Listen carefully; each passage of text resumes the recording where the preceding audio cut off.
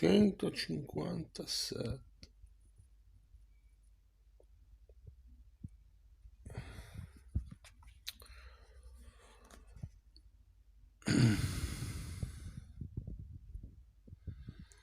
Mio padre si godeva la cerimonia arrampicato sulla grotta dove si era sposato. Seguiva ogni mio piccolo gesto, persino il più insignificante, quando intingevo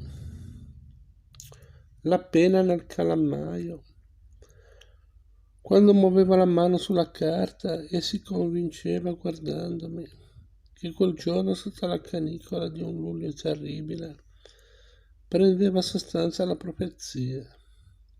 Io, unico figlio sopravvissuto alla discendenza dei Macheleko,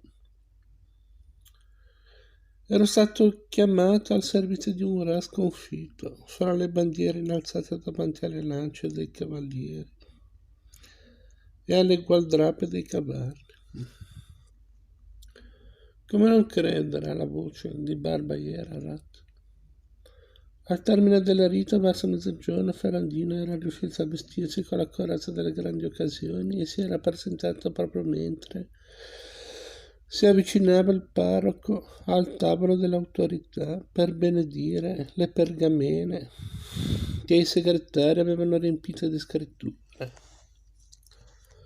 Quello fu il momento più triste e solenne. Tutta la delegazione francese se ne tornò a capo chino verso Attella, lasciando Louis d'Ars, il più generoso e fedele dei cavalieri, a garanzia della pace.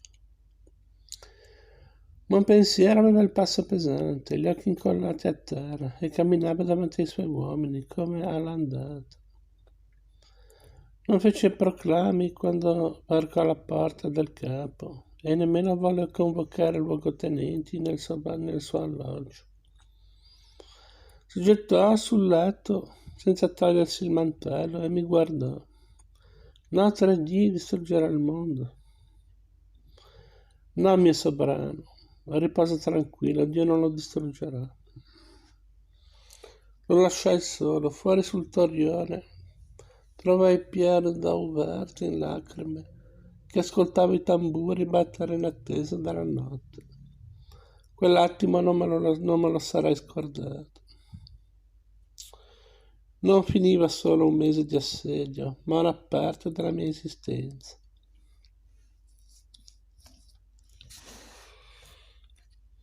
I saccomanni veneziani furono i più lesti a procurarsi la legna e a macellare vitelli. Castriota Skanderbeg aveva messo a disposizione le sue donne per tutti. Se doveva essere festa, aveva fatto intendere, non bisognava badare al risparmio. Ed era stato portato in trionfo anche dai mercenari svizzeri, con cui nei giorni precedenti si era stuzzicato. Ferrandino invece non aveva avuto la forza di rimanere in piedi dopo la firma della pace. I medici facevano la spola tra il suo baldacchino e la tenda dei Gonzaga. Non si spingevano più di tanto in previsioni e abbozzavano sorrisi, qualche cenno di intesa con gli occhi, qualche borbottio nel riferire le parole della re aragonese che aveva fatto sapere tramite i suoi segretari di partecipare al banchetto in spirito e in intenzione, salvo poi farsi raccontare tutto dalla consorte, che invece sarebbe stata presente, vestita come una sovrana, coperta di 1000 collane. Gonzaga aspettava al varco. Aveva studiato l'ora in cui Ferrandino prendeva sonno. Conosceva i turni di guardia al letto della regina e i movimenti dei segretari che non chiudevano occhio se prima non erano andati a riferirgli ciò che stava accadendo nell'accampamento. Appena capì che quella sarebbe stata l'occasione giusta per passarsela, prese la decisione che avrebbe messo in pericolo i patti di guerra. Si vestì da parata, corazza, gambali, spada, elmo e pennacchio, e sparì nel buio, lasciando le sentinelle che lo videro uscire dall'accampamento con il fiato sospeso. Dove andava costui nella notte della vittoria? Nessuno riuscì ad appurarlo, nemmeno Gaston de Foix, l'unico dei Franzè a visitare il campo nemico, che moriva dalla voglia di ritrarre le bagasse e Pierote mentre ballavano. Io andai con lui, lo seguii fino alla cerchia di tende, poi mi staccai per cercare mio padre. Attraversai le siepi che costeggiavano le sorgenti dove gli staglieri portavano ad abbeverare i cavalli e finii al riparo della collina dove erano accatastate le pietre per le catapulte. Mi arrampicai su uno dei pioppi che crescevano lungo il corso d'acqua e quando fui in cima, a non più di 10-15 braccia da terra, riuscii a osservare le allogge dei soldati, disposti a file di 20 per ognuna e senza nemmeno uno strato di foglia a copertura. Ardevano molti fuochi nell'accampamento, ne contai più di 100, ma ce ne dovevano essere almeno il triplo, nascosti dai vigneti.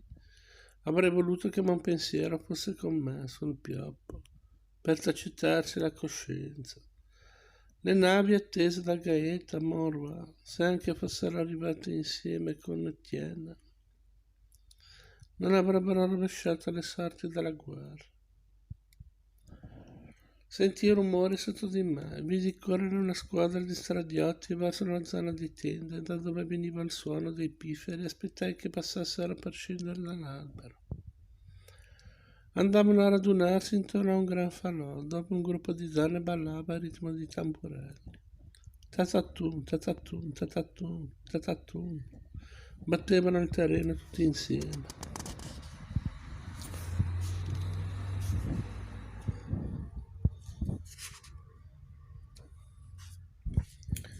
E con una mano si tenevano il lembo della gonna. Erano le bagasse di Castrezza Skanderbeg. Cantavano in una lingua incomprensibile e ripetevano ischi tierde, tierde, tierde. Chissà che voleva dire. E i soldati che si erano radunati a cerchio facevano 10 passi in avanti e 10 indietro. Pestavano pure loro il terreno, ridevano e si davano pacche sulle spalle.